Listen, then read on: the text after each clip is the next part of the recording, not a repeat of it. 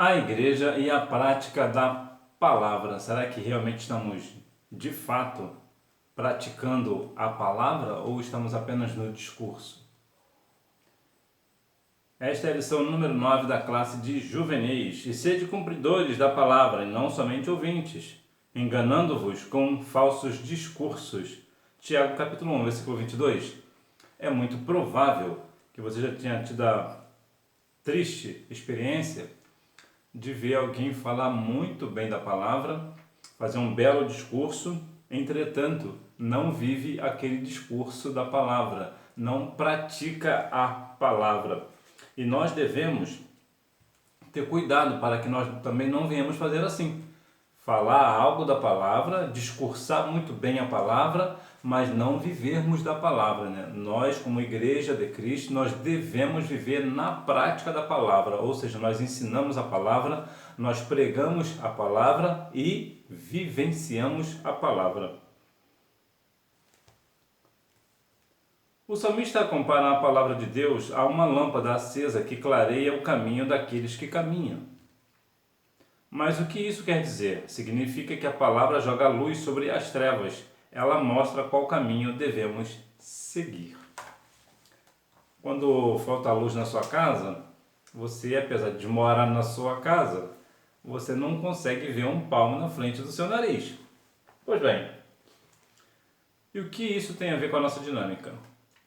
Pois bem, a palavra do Senhor é como uma lâmpada, ou seja, ela nos mostra o caminho, ela clareia o caminho. Então nós sabemos exatamente o que nós estamos fazendo. Para isso nós devemos praticar esta palavra. A Bíblia ela vai te mostrar o caminho, né? Ela nos mostra o caminho. Entretanto, nem todos querem vivenciar esse caminho, nem todos querem mostrar o caminho. Jesus disse em João 14, né? Eu sou o caminho, a verdade e a vida, ninguém vem ao Pai senão por mim.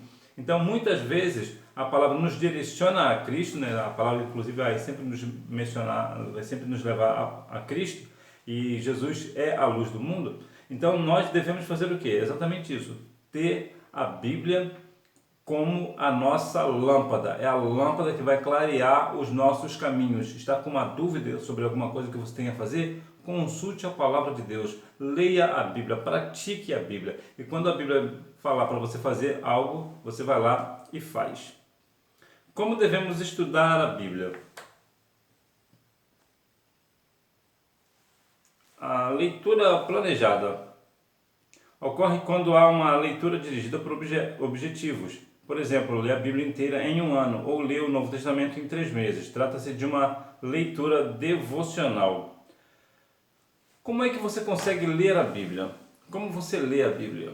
A Bíblia toda, se você for para ler toda a Bíblia sem parar, você vai gastar em média 72 horas e 40 minutos.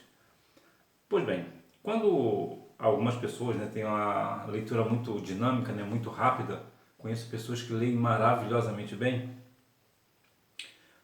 Quando você faz uma leitura planejada, por exemplo, você pode ler a Bíblia toda em um ano, ou você pode se desafiar e ler a Bíblia em um mês, e até mesmo em uma semana. Sim, você consegue. Algumas pessoas dizem o seguinte: não adianta ler toda a Bíblia porque nós não conseguimos guardar. É verdade, nós não conseguimos guardar toda a palavra. Mas à medida que você vai lendo sempre a palavra, você consegue fazer, né, adquirir mais conhecimento. Inclusive eu quero lançar um desafio a você então. Estamos no começo do ano.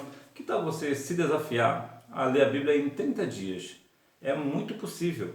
Né? É muito possível mesmo, como eu acabei de dizer, em 72 horas e 40 minutos, ou seja, 3 dias, né, mais ou menos, você lê toda a Bíblia se você lê direto, né, se você não parar para fazer nada. Mas, é claro, não precisa de fazer isso, mas você pode fazer uma leitura planejada. Talvez um dia você lê a metade de um livro, no outro dia você termina, no outro dia, como é um livro menor, você pode ler o livro num dia só. O maior livro da Bíblia é Salmos, né? Com 150 capítulos, né? Apesar que a gente fala capítulos, mas o ideal é não falar capítulos, né, no livro de Salmos. Mas em todos os casos, só para a gente ter uma dinâmica. Então você pode ler, ou você pode falar por versículos, né? Você pode separar a Bíblia, todo dia eu vou ler, sei lá, talvez 50 versículos da Bíblia. Aí você começa a ler, quando der 50 versículos você para. É interessante você também aproveitar que você vai estar lendo toda a palavra, você pegar um caderno e fazer algumas anotações. Existem algumas coisas da Bíblia que são bastante curiosas. Estudo sistemático. Vamos ver como é esse estudo sistemático. Trata-se de uma leitura com foco temático. Ocorre quando a pessoa lê trechos da Bíblia, como apenas os Evangelhos ou apenas o Pentateuco, ou temas, por exemplo, textos sobre o Espírito Santo ou sobre o arrebatamento. Geralmente, esta leitura é acompanhada do estudo de obras de apoio, como livros, dicionários ou literatura teológica. Essa questão do estudo sistemático, ou seja, de sistema, algumas pessoas conseguem fazer isso. Eu, particularmente, eu tenho dificuldade, eu não consigo. Porque eu vou me perder, depois eu não vou lembrar onde que eu li ou onde que eu não li. Ainda que eu anote onde eu estou lendo, eu não vou conseguir guardar depois associar. Eu prefiro a leitura planejada. Eu começo a ler lá em Gênesis capítulo 1 e vou lendo. E quando der, eu faço, termino e tal. Vou anotando. Tem dia, claro que por alguma razão você não vai conseguir ler um determinado dia, você vai estar muito atarefado e tal, então é possível. O estudo sistemático, ele vai, apesar de que eu tenho dificuldade de fazer o estudo sistemático, mas ele vai te dar uma amplitude melhor. Porque essa leitura planejada, de ler tantos versículos por dia, ou tantos capítulos por dia, você vai pegar todos os temas de uma vez. Né? Você vai começar lá falando em Gênesis, na criação, e depois você vai passando, depois vai falar de Eva, a queda, vai falar de Adão, a arca e tal. Então você vai estar misturando todos, né, ou alguns, um ou dois, talvez mais assuntos de uma vez. O estudo sistemático, ele tem uma coisa melhor. Se você conseguir o estudo sistemático, ele é melhor. Por quê? Porque você vai apontar somente um assunto. Então você vai escolher um assunto e vai ler somente versículos daquele assunto. O que isso vai trazer para você? Isso vai te trazer um conteúdo de uma forma que você vai conseguir, quando alguém mencionar aquilo que você leu, você vai ter muita amplitude do negócio. Por quê? Porque você leu sistematicamente, você leu todos os versículos que incluem aquele assunto. Por exemplo, você vai ler as passagens, por exemplo, de pastor. Então, todas as questões de pastor, o Senhor é meu pastor, nada me faltará, Salmos 23, né? Aí está lá falando de pastor lá no livro de Ezequiel, Jesus falou de pastor no Novo Testamento. Então, você vai ampliar. Então, quando alguém vir falar de pastor, você sabe todas as referências. Você vai se lembrar de tudo, né? Ou de boa parte, porque o Espírito Santo ele vai te fazer lembrar. É claro que a gente não vai lembrar de tudo, absolutamente tudo, porque é muita coisa, mas boa parte você vai lembrar. Então, à medida que você vai estudando assim, você vai melhorando o seu ensinamento, o seu aprendizado, né? Você vai aprendendo mais e mais da palavra. Pesquisa detalhada. Algumas pessoas se dedicam ao estudo profundo de apenas um versículo, capítulo ou um episódio do texto bíblico, por exemplo, a criação ou a crucificação de Jesus. Geralmente isso ocorre quando a pessoa está preparando uma aula, uma pregação ou um sermão. Trata-se de uma pesquisa específica focada no texto selecionado e seu contexto. Isso aqui também é algo muito importante da palavra. É quando você pega, assim como o estudo sistemático, você pega essa pesquisa detalhada e você pesquisa só acerca daquele assunto. Aí você faz o que você faz exatamente? Você se aprofunda mais. Você vai se aprofundar. O estudo sistemático vai te dar uma amplitude de do assunto específico. Vamos falar do pastor, né? Digamos que você vai falar no estudo sistemático, você vai falar sobre pastor. Então você vai pegar todas as referências de pastor e vai preparar. Ok, você estudou. Quando você faz uma pesquisa detalhada sobre o pastor, você vai mais a fundo, você vai pesquisar mais, você vai se aprofundar mais, você vai procurar em outras fontes também, então isso também vai te enriquecer. Então, tanto a pesquisa detalhada quanto o estudo sistemático, eles são parecidos. Entretanto, é importante que, independente se for uma pesquisa detalhada, um estudo sistemático ou um estudo aqui planejada, né, uma leitura planejada, o importante é que você se desafie e leia toda a Bíblia em 30 dias. Quero ver se você consegue fazer esse negócio. Eu conheço algumas pessoas que, se eu fizer dar esse desafio, elas conseguem fazer. Leia, ouça, aprenda e pratique a palavra. Ele comparou o grupo que ouve e não pratica a sua palavra ao homem insensato que edificou a sua casa sobre a areia.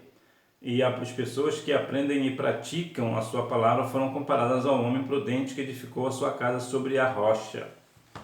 Aqui é a questão de a dinâmica de construção, aqui em rápidas palavras, se você vai fazer uma casa e colocar o alicerce dessa casa numa areia, num lugar onde só tem areia, sabe o que acontecerá? Aquela areia, aquele barro, na primeira chuva que der, ele vai deslizar, vai acabar. Você vê, por exemplo, tantas vezes acontece uma enxurrada em algum lugar, então a água vai trazendo e as casas vão desabando. Por que as casas estão desabando? Porque o alicerce às vezes está muito bom, a coluna está muito boa, mas o lugar que ela está firmada não está firme, por isso que ela não fica.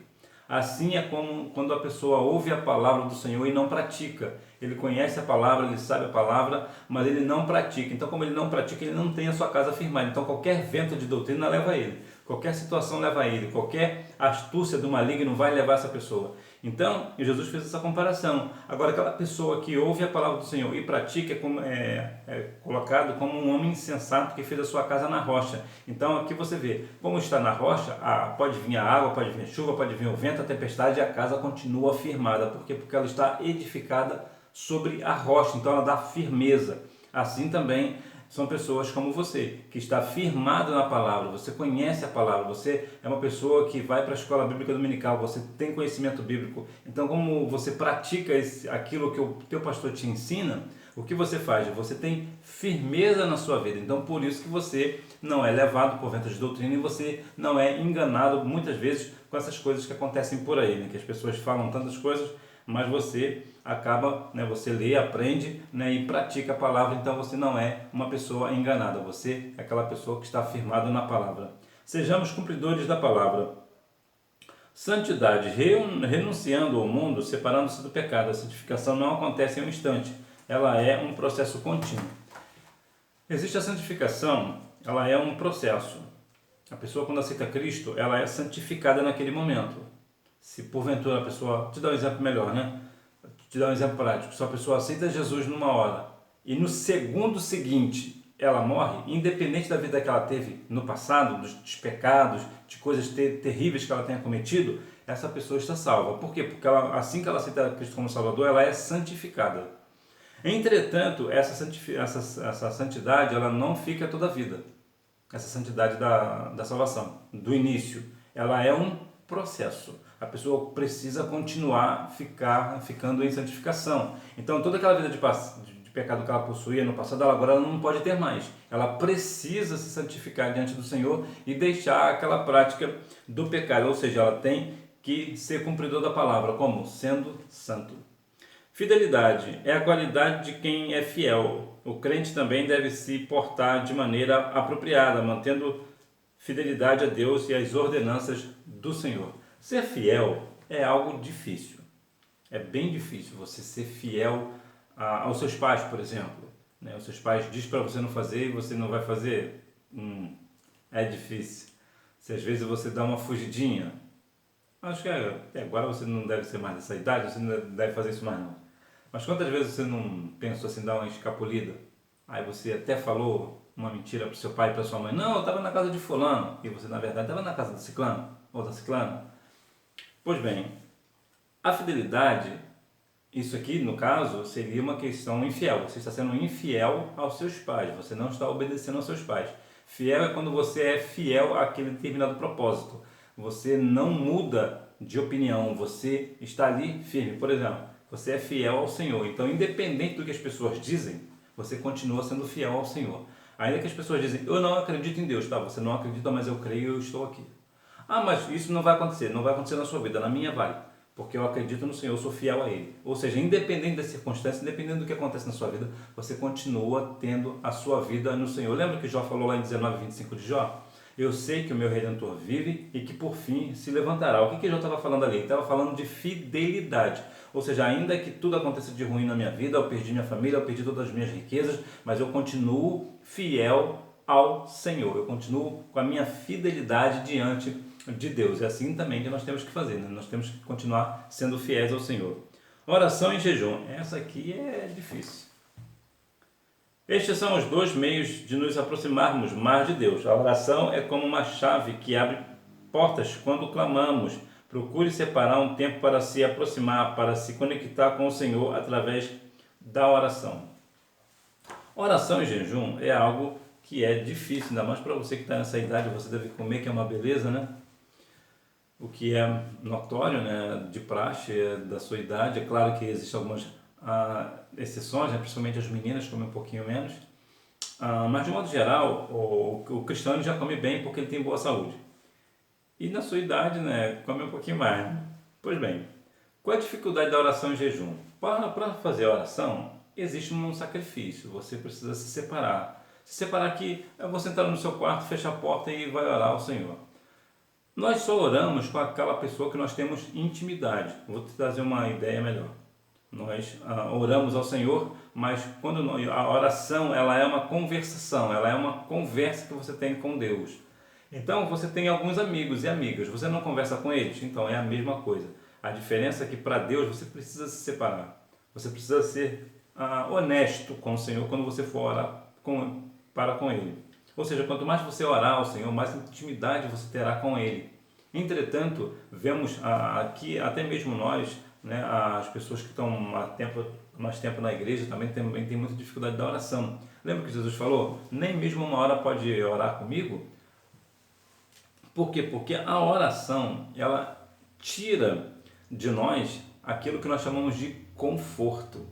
Você não quer sair do conforto, você prefere ficar aí nas suas redes sociais, o que é, humanamente falando, é normal, é natural que você continue aí na sua rede social, conversando com seus amigos. Olha que você está conversando com seus amigos, mas você não quer conversar com Deus. Por quê? Porque a questão humana, nós interagimos uns com os outros, né?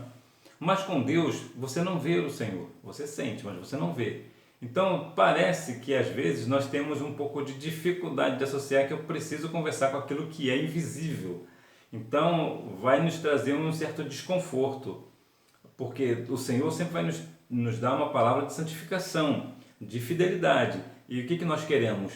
Nós queremos uma vida mais solta, uma vida de mais conforto e não de confronto. Então, por isso existe essa questão da dificuldade da oração. E o jejum pela mesma situação. O jejum ele vai nos abater, vai abater a nossa carne.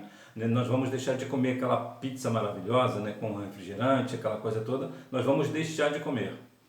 Então, o sorvete também, né? Se bem que o sorvete eu não aconselho você tomar sorvete, porque é o pior alimento do mundo, então eu não te aconselho. Mas um sorvete, a pizza, né, um hambúrguer, quem é que não quer, né?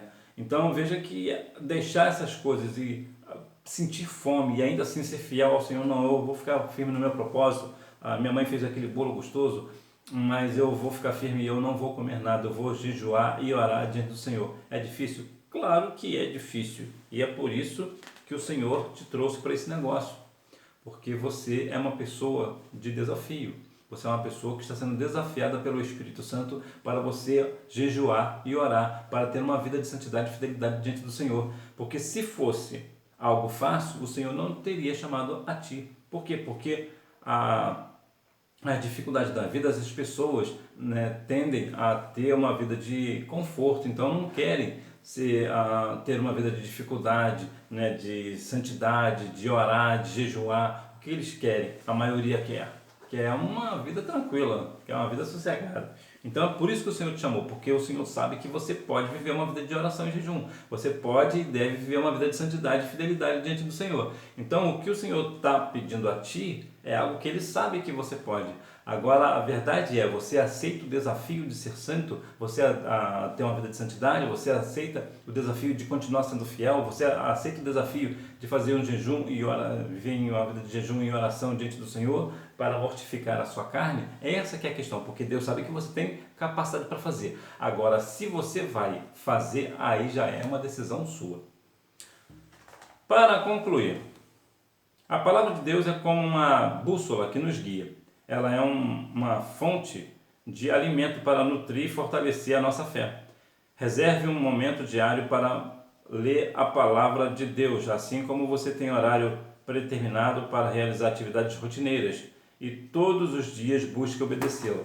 Você pode também, nessa questão da leitura da palavra, fazer o seguinte: escolher um dia específico, um horário específico. Por exemplo, você irá ler a Bíblia de segunda a segunda, talvez 8 horas da manhã, de 8 às 10, ou de 8 até 8 e 10, ou 10 minutos, a partir de 8 horas. Quando você começa a fazer isso, você vai pegando a prática.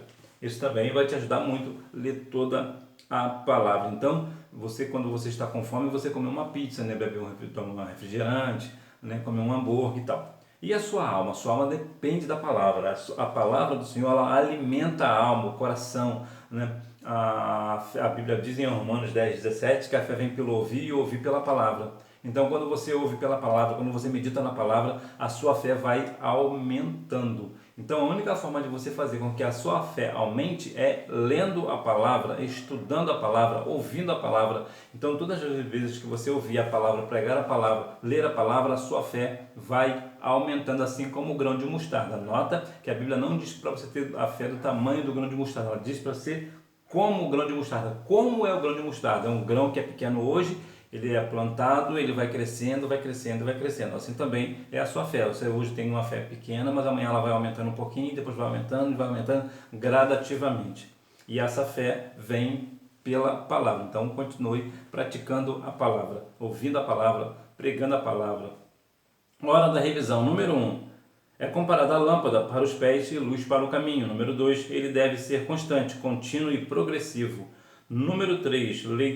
Leitura planejada, estudo sistemático e pesquisa detalhada. Número 4. Ele comparou ao homem prudente que edificou a sua casa sobre a rocha. Número 5. É uma resposta pessoal. Que Deus e Cristo continue abençoando a sua vida e que você, como a igreja, vivam na prática da palavra. Que você seja abençoado pelo Senhor nesta aula. E se porventura você gostou deste vídeo, compartilhe com aquela pessoa que, assim como você, não perde a Escola Bíblica Dominical. E você não deixe de ir à Escola Bíblica Dominical, até porque quem faz a escola é o aluno. Tchau!